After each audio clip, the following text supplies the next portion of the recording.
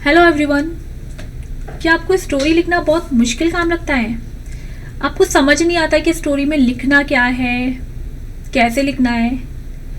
तो ये वीडियो आपके लिए है। इस वीडियो को देखने के बाद आप स्टोरी राइटिंग जब भी करेंगे तो बिल्कुल भी कंफ्यूज नहीं होंगे। तो लेट्स बिगिन दिस वीडियो। सबसे पहले मैं बात करूंगी फॉर्मेट की।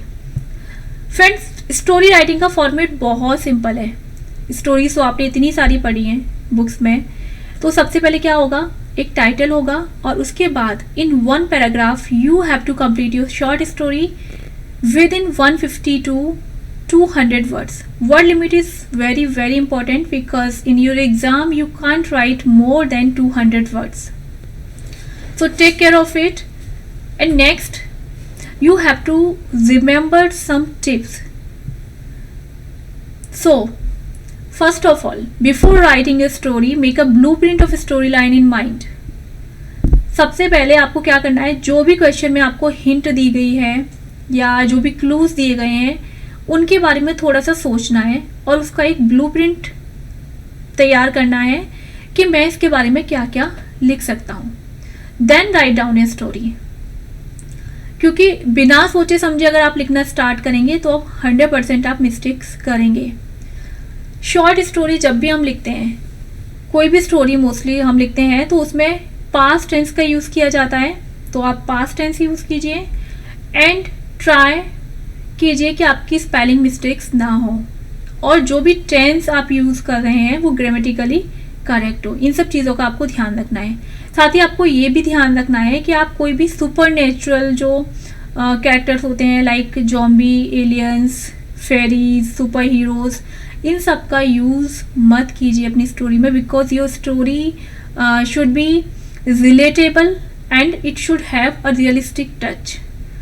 तो अब ट्राई कीजिए कि आप इसको एक रियलिस्टिक टच दे पाएँ, तो इसलिए कोई भी सुपर नेचुरल इस तरीके की चीज़ यूज़ नहीं करनी है।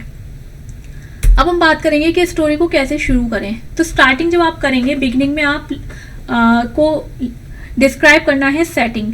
सेटिंग का मीन है कि स्टोरी जो है, जो भी घटना है वो कहाँ घटित हो रही है, जोग्राफिकल लोकेशन क्या है, आसपास का एनवायरनमेंट कैसा है, दैट इज़ कॉल्ड सेटिंग।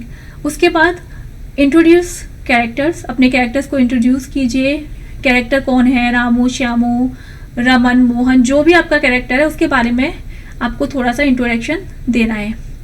जैसे कि सपोज कि रमन एकदम से अपने कमरे में एंटर हुआ, उसने देखा, या जो नेहा है वो अपने घर के बाहर खेल रही थी। तो इस तरीके का जो एक इंट्रोडक्शन है, जो मेन रोल निभाने वाला है कैरेक्टर, उसका इंट्रोडक्शन आपको देना है। And then give necessary background information. After beginning the second part is middle.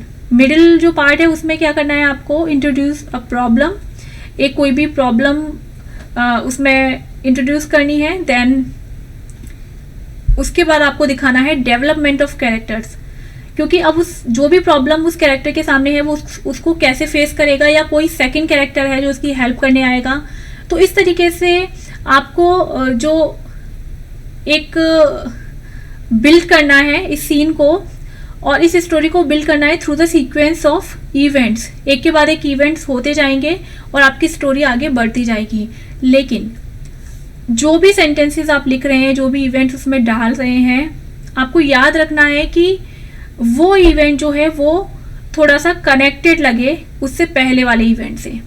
वो ऐसा नहीं लगना चाहिए कि कुछ भी मैच ही नहीं कर रहा है, वो थोड़े से कनेक्टेड रहने चाहिए।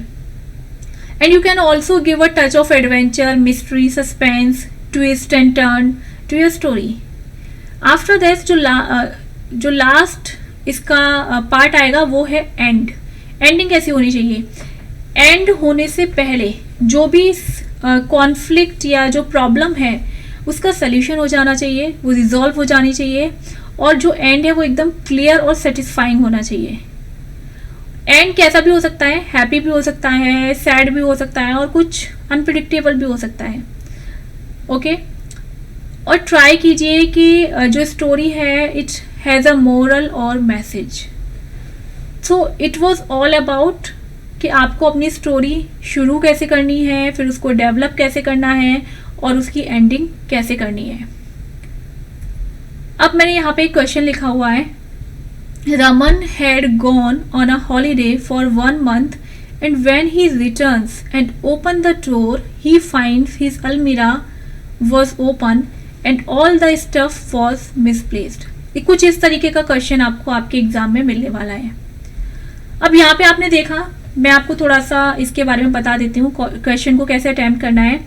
कैरेक्टर हमें पता चल रहा है कि रमन नाम का एक लड़का है जो कि छुट्टी पर गया था, और जब वो 1 महीने बाद अपने घर वापस आकर दरवाज़ा खोलता है तो वो देखता है कि उसके रूम में जो अलमीरा है वो खुली हुई है और सारा सामान मिसप्लेस हो रहा है। अब इस स्टोरी को आपको आगे बढ़ाना है। अब ये स्टोरी की लाइन से आपको इतना तो समझ में आ गया होगा कि उसके घर में चोरी हुई है, ये एक कॉमन बात हो गई। लेकिन अब रिप्रेजेंट कैसे करेंगे, ये आपकी इमेजिनेशन के ऊपर डिपेंड करता है कि आप कितना क्रिएटिवली सोच सकते हैं इसके बारे में, कितनी ज़्यादा अच्छी क्रिएटिव राइटिंग आप यहाँ पे कर सकते हैं। या तो आप सीधे सीधे एड्रेस कर सकते हैं इस स्टोरी को कि रमन के घर पे किसी ने चोरी की और रमन पुलिस स्टेशन जाता है, वो इस बात की कंप्लेन करता है, देन पुलिस अपना काम करती है और चोर पकड़ लिया जाता है, और रमन का जो भी सामान गुम हुआ था वो उसको मिल जाता है। मतलब ये एक बहुत ही रेगुलर सी नॉर्मल स्टोरी हो गई।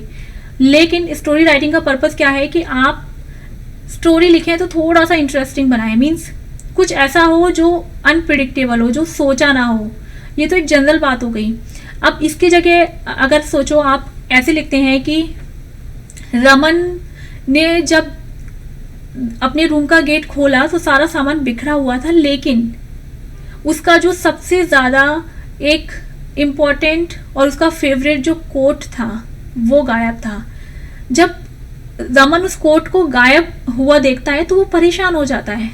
तो यहाँ पे अब क्या है, अब कोट की बात आ गई, ठीक है, क्योंकि जनरली चोर क्या लेने आता है, रुपए लेने आता है, या फिर कोई जो एक्सपेंसिव गैजेट्स हैं या कुछ एक्सपेंसिव आइटम है वही चुराएगा चोर, कोट लेकर क्यों जाएगा, है ना इंटरेस्टिंग। तो इस तरीके की चीज़ें आपको अपनी स्टोरी में डालनी है।